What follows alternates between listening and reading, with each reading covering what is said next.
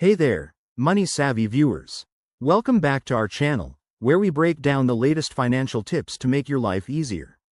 Today, we're tackling how to transfer money from Commerzbank to Wise account in 2025.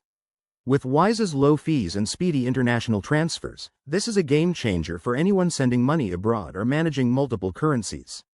Let's dive right in. First off, ensure you have both your Commerzbank and Wise accounts fully set up and verified.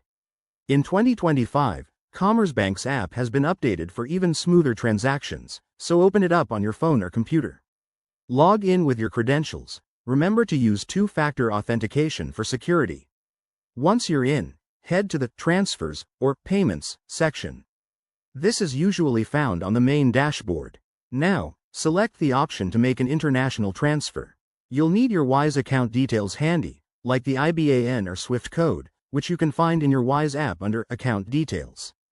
Double-check everything to avoid any hiccups. Next, enter the amount you want to transfer. Wise supports multiple currencies, so choose the one that works best for you, and keep an eye on the exchange rates, as they fluctuate in real time. Commerzbank might charge a small fee, so review that before confirming.